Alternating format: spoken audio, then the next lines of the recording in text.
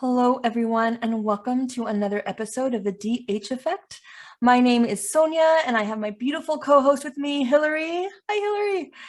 And our focus this month is really leaning into growing through our adversity and reframing our negative narratives into our phenomenal truth. Our guest today, Stephanie Rice. She is a speaker, a writer, a change agent for people with dissociative identity disorder, also known as DID. And we are so honored to learn from your story, Steph. In getting to know you through our conversations and through your writing, you have shown a powerful light, a uniqueness to how you have leaned into your truth. And for me personally, you bring love, light, and hope. So I am just so grateful that you're with us today. Sonia, thank you. Thank both of you for bringing me on this podcast. I feel very privileged that you've let me come here and share my story. Thank you.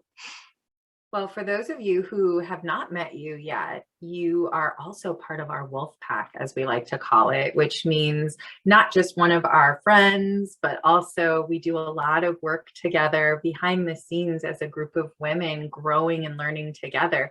But I first met you, gosh, what is it, 3-4 years ago now? 4 years ago, 3? I don't know. It was a while ago, wasn't it, Steph?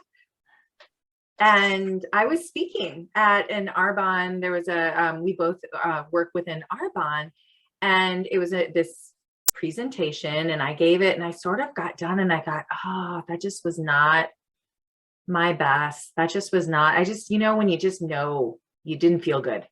And all of a sudden, this beautiful, vibrant, joyful, bubbly human came up to me and gave me a hug and told me that my story resonated and how much she loved it, and just filled me all the way. Like there was no way that I could feel sad. And I feel like every moment with you since then has been like that. And then when I got to know you and the struggles and the trauma and the things that you have been through, how you show up with so much light and love and hope and joy astounds me, just absolutely astounds me. I would love it if you could just speak to our listeners and our watchers and tell them a little bit about who you are and what this thing is called DID and how it manifests in your life. Oh gosh, let's see if I can do this. DID, I will put it this way, is a creative gift. It is a way to help survive trauma, traumatic events, abuse in your childhood. And I'll tell you, I did not think it was a creative gift. Back when I was diagnosed, I thought it was the absolute worst thing that could ever happen to me. And it took a lot of reframing to get to the point where I am today, where I can look back and go, yes, it was a creative gift. Dissociative identity used to be referred to as multiple personality disorder. Basically, it's a condition where there's 2 or 3 or more distinct identities or personalities in one person. They have names, they have feelings. Basically, from what I understand from my journey, and everybody's journey is different, is the parts that I had held the memories of what happened so that I didn't have to live in that pain while I was trying to survive life. And life was difficult. We had crazy things happen that I could talk about, but the deep, dark trauma I was blocked from till I was about 19 years old. And when I was 19, I came down with a massive headache and I started having flashbacks, and all I saw was knife and blood, and they were not dreams, they were flashbacks, and I had no idea what it was connected to. I ended up going to doctors. They thought I had a brain tumor, ran numerous scans. Nothing physically was wrong with me. After months and months of medication, they finally sent me off to a therapist, and they knew I had DID, but I didn't until I was 27 years old. And that is when I actually had a therapist explain to me what it was. And my life made total sense, because the fear that I lived in, the absolute terror, I had no idea why. I'd walk out of my house and just lived in absolute terror beyond terror. But I had to function, so I did. It was tough. So for all those years, I don't feeling like something's just like I said, terrified, and hearing the diagnosis. For this month, we grow from our shame, the blame or the guilt. When you finally found that clear, was it clear to you right away, or was it something that you really tried to grapple with just in the diagnosis itself? Well, I had been kind of grappling with it for a few years, because I'd heard about it and I was trying to see if that's why I was things would happen. Like, to give you an example, I would go to a restaurant with a bunch of friends, a place I had never been, and I'd go to read the menu and I couldn't read the menu. Had no idea. Like, I am in my 20s and I cannot read. And they're like, what's your problem? Just order something. And I didn't, because I could not explain what had happened, but we were in a new place. So the fear took over and I flipped. That's how I used to refer to it. I would flip into a younger person, and you just be quiet and you just pretend everything is normal, and you don't want anyone to know that you are not who you are. A lot of my life was pretending everything was okay. So when I was diagnosed, it was almost with relief. It was like, that explains it. Now I understand, and now we can move forward. But then I hated it. It was also a terrible, horrible thing because no one knows about it. And ones that heard about it were like, no, it's not true. And so that just made me pull in even farther to myself. I think, we've had many a conversation. I actually feel like I love your little parts, because they're really cute. I mean, they're these little ones that you had, but the way that the reason they manifested was so sad and yet so powerful. I mean, I remember once having a conversation with you, and you were like, oh, I can't believe I split. And it was like, wow, you are so powerful. You are so powerful beyond belief, that things that would have potentially broken someone else, like just beyond repair, you found ways to hold it so you could move through, and the strength that takes. I mean, I just want to voice that so much and tell you the courage and the resilience that you have to me is just astounding. I think it would be so helpful, Steph, if you can talk. I mean, some of the stories are actually like, I love the story of the driving. Like, that's one of my favorite stories.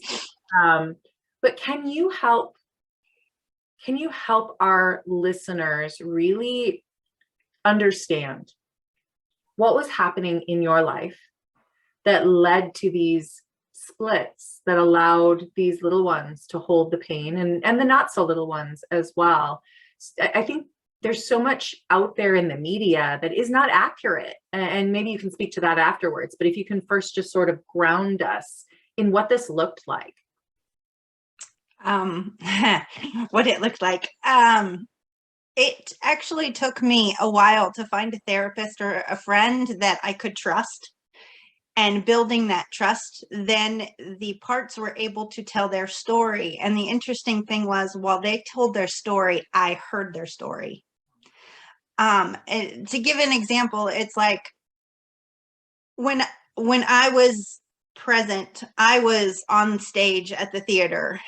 And when they would flip out, I would be thrown up into the balcony, and I would see them on the stage, had no control over what they said, what they did, and that part came out. And the more traumatic their event was, the farther in the balcony I went, because some of them was really hard to listen to.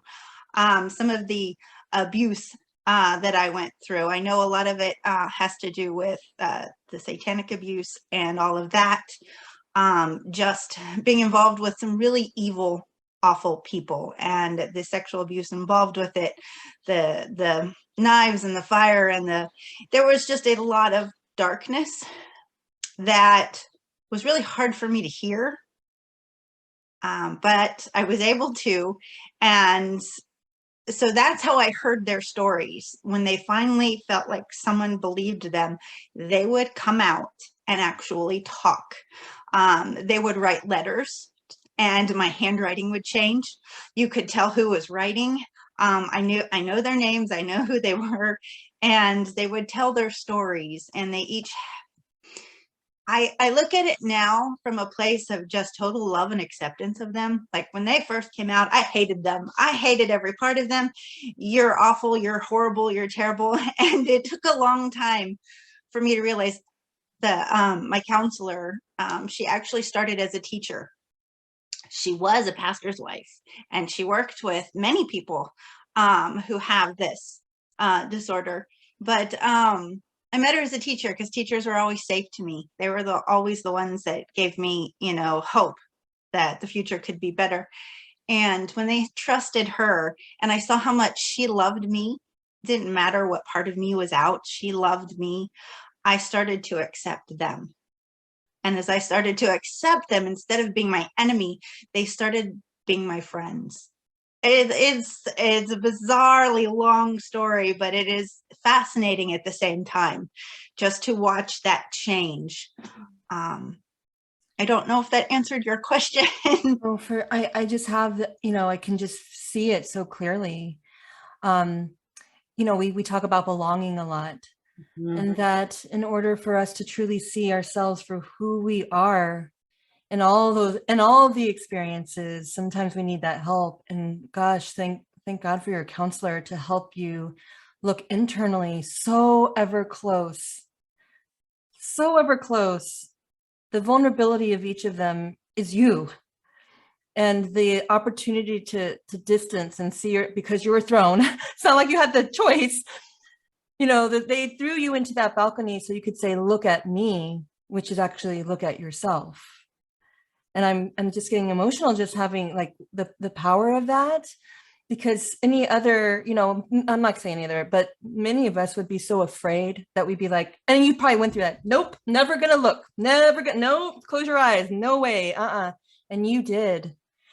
And I see that once it sounds like was that the converter, like they're friends, they're me, they're parts of me, because that creativity part's really really curious. Like, how did you convert that?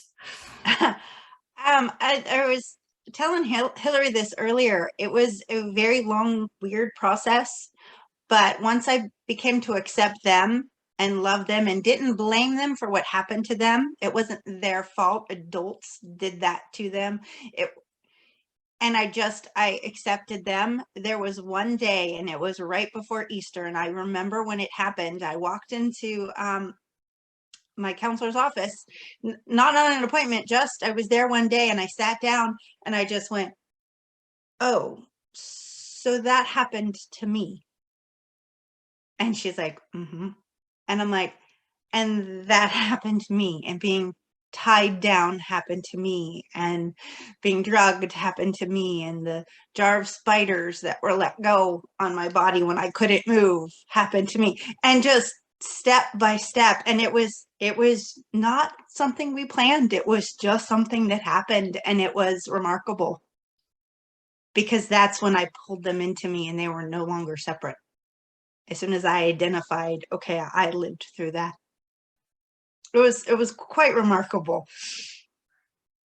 It is so powerful, and the way that you speak of them now is with such love, and it does, like, I actually feel myself getting emotional too, because there've just been so many stories, and like I said, there's the switching into a funny one. Please share about. You know what I'm going to say, right? Please share about the contract that you had. All right. Because I did have a lot of smaller parts, younger, and I was still responsible, and I still went to work, and I kept in charge of stuff. My counselor made me promise kids were not allowed to drive, because they tried one time and I drove over the sidewalk. Just imagine letting a 7-year-old drive a car. Yes. So I made a contract. They made a contract. None of the smaller parts were allowed out when I was driving. And They honored it. The whole idea is to keep me safe.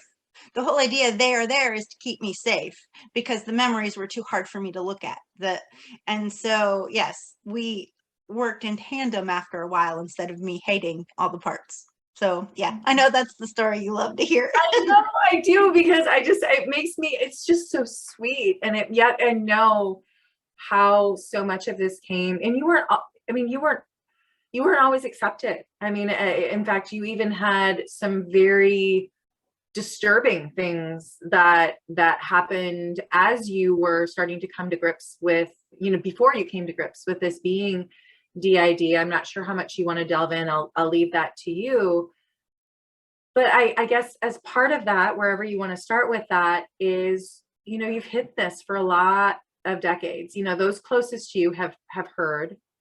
But why are you speaking your truth now, especially knowing that you have been persecuted in the past for bringing this forward? Right.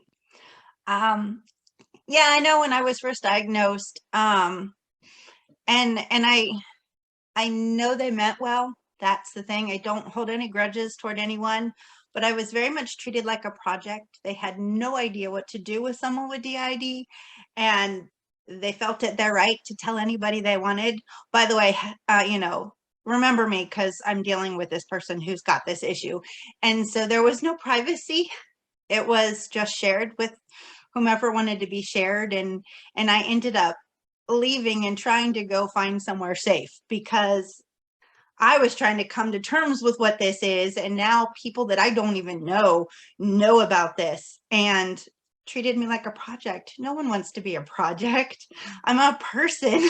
Sure, I have this very strange diagnosis, and that led me to finding a new set of friends, where I really believe God brought Jen, my best friend, into my life. She has been just an absolute angel this whole time. And I can remember talking to her when I finally told her what happened, and that's a story for another day. Oh my gosh, how she found out I was DID. I actually opened up and let her know about it. But I told her, I said, I feel like it has to be such a secret. No one can know about this. I feel so alone and so hopeless. I mean, if it was just the sexual abuse I was dealing with, I could talk to people about it, but not this. This is so there. I mean, is there any hope? I had no idea if there was hope. I had no idea if I could ever get past this, if there was ever an end to the fear that I was living in. So that's, I mean, I can remember that was one of the first thoughts I had.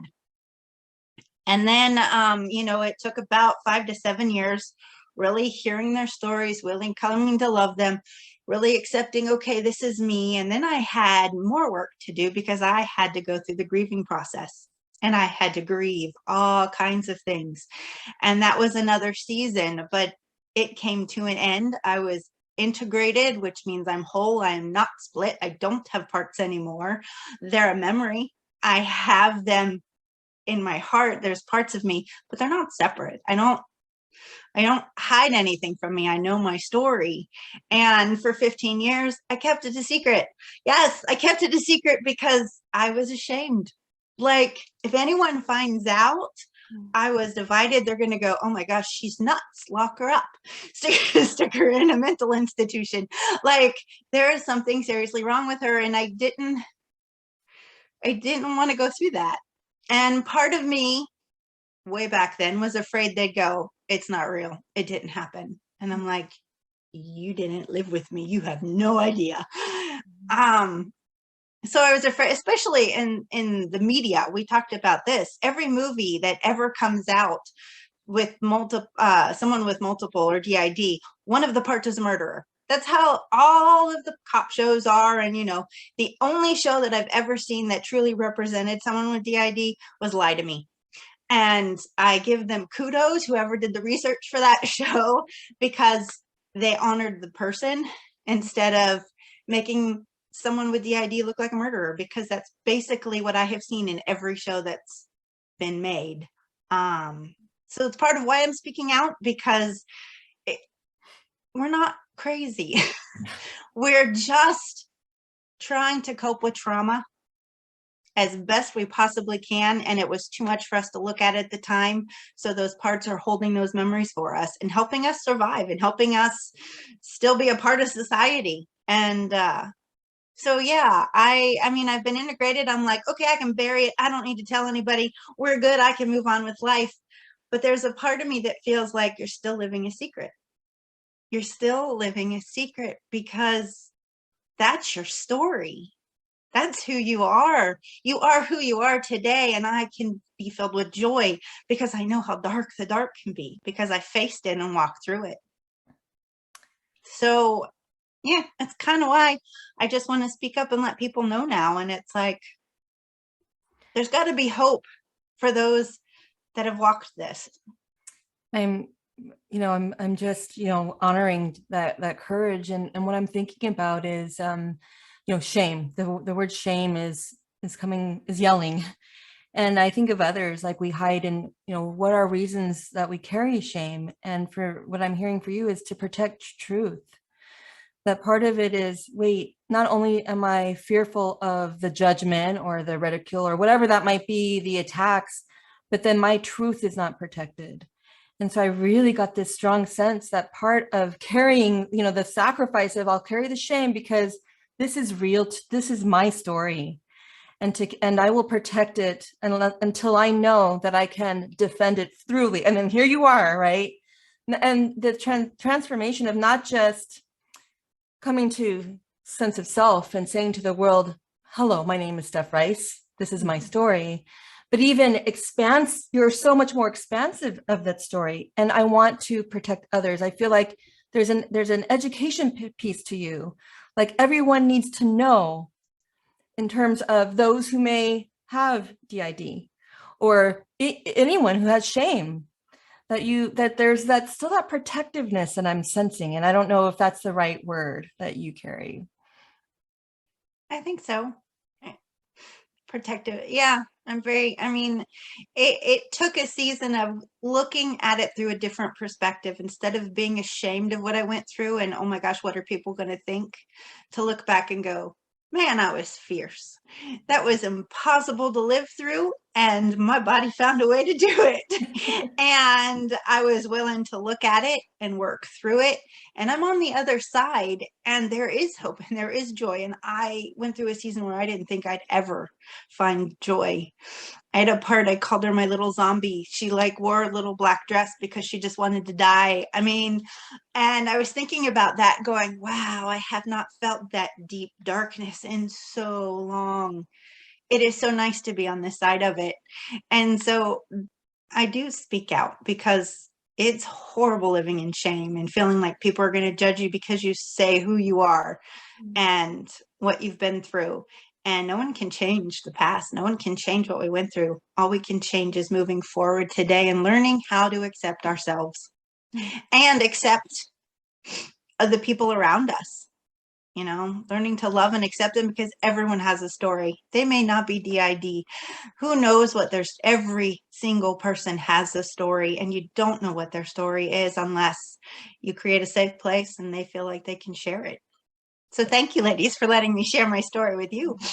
Oh my gosh, it is such an honor because I do think that you are hitting this message. We cannot speak about this message enough. We really can't, Steph. You are giving such a powerful example, but whether it is someone who is ashamed because of something we might deem small or something as traumatic as what you went through, the point is that each person does have that story, and for us to show up in curiosity and compassion for them instead of judgment, honest to goodness, I cannot think of one positive reason out in the normal world, if you are not in a court of law, that there needs to be 1 ounce of judgment towards what someone else is doing, because we have no idea the struggle. And it makes us a better human too, if we show up with that type of thought process. And I know that, that's one of the messages. You really have 3 messages that you love to bring when you're speaking. And one of them you just delivered, which was this idea of everybody has a story. When you're a teacher, if you're in a hospital, if you are out in the grocery store, just it makes you a better human if you assume the other person has a story and you don't jump down their throat, but you approach it with patience and flexibility and love and compassion. Share with us about some of the other 2 points you really love to bring out when you are speaking to groups. Sure. The second one is to be collaborative with others. Work with them. I know growing up, my teachers did that for me. They gave me a sense of pride because they gave me things to do. They trusted me. They built me up and said, here, I'm going to hand this to you. Will you take care of it for me? It's that same thing. Work with them. Walk alongside them, and like you always teach us, help them become the heroes of their own stories, instead of trying to fix them, which is what I talked about earlier, because treating people like projects is not good, but walking with them is great. And the third one is basically love people where they are. Literally just accept them on the journey that they're on. That is what they did for me. Jen was part of that. Leah was my counselor who helped me through it. Both of them just loved me exactly where I was. And if I wanted to stay that way, I could have. They would have still loved me, but I didn't want to stay that way. I wanted to push through it. And so they loved me on the process of going through it. And included with that was to love yourself, because I did not love myself. And I do now. It's really cool. Well, what a perfect way to segment into creativity. So, one of the gifts that I got to know, and I know Hillary as well, is that you have this incredible gift of shining light through writing and storytelling in a way that's so inclusive. So it could be any experience that one can anchor your stories to. This is, just the tidbit that I've read. And I can interpret that to my own experience. Who are my people walking alongside, who are saying that they want to walk alongside, but they'll meet me at the end until I get to there and they're not walking along. I mean, there's just such beautiful lessons. And I would love for you to speak about this. And maybe it's more than just the writing. That's what I was exposed to, but the creativity, that gift, and, what is it that you plan to do with that? Okay. Well, part of what I did when I was going through the therapy was get in touch with your emotions. Well, I didn't know what to do with that. So I wrote. And my stories that I wrote over the years were me dealing with emotions that came up. And some of them are allegories, some of those that you read. And so I was hoping that they could reach people no matter what they'd gone through, because everyone knows what it feels like to have non-trust, or to feel like they don't belong, and so I worked through all of those, and I always wanted to do something with those stories, and I've actually shared them with a lot of people and had a lot of them go, I love your stories, they touch me, they help me exactly with what I'm going through, and because of that I want to put it out there to the world. But not only that, it's like I want to write my story. I want to write the story of what I went through and how I overcame, but it's not just a let's sit in the dark. It's a sure, we'll touch the dark, but I want to show you how I got through it. It's incredibly remarkable stories. I have more fun things that Hillary knows, some of the fun stories, because I was able to have humor through some of the trauma and get through it. It was just the way that I dealt with things, and I would love to share that journey. And so yes, I am in the middle of writing a book that I can't wait and to get it finished and have it published. And so that is I'm trying to work them all together and fit the pieces together and just hope that it'll touch someone. Can I just say it has already touched me, just the bits and pieces. I still have images of what you've written deep inside my memory. And so when I approach experiences, I think about, the gardener, the flower, the turtle, and so that I'm just now just so in anticipation of when it's all going to come out, because I just know that so many people are going to be connecting through your book. So congratulations already. Yes, it's so funny as you're thinking about, I've never thought about this before, Steph, but it's interesting because we were just talking about how it was all going to come together and taking the pieces and pulling them together. And it's not unlike the journey that you went on and bringing yourself to become blended, right? We're kind of working on this aspect of all of these things that have these breadcrumbs. You've been leaving this trail of your story and bringing it together. Oh, I am so privileged and honored to be your friend. And I am so glad and impressed at the courage that you have to share your story, because you are a joy bringer. You are a hope bringer. You don't just sit in the darkness. And if you can go through, by the way, y'all, when you see all of the stories and what she has gone through time and time again, and then when you think she's out, and then what happens again, and she nearly loses her life just not that long ago, just not that many years ago at all, and yet to come back and to be present, it kind of makes you go, what's the excuse? So right.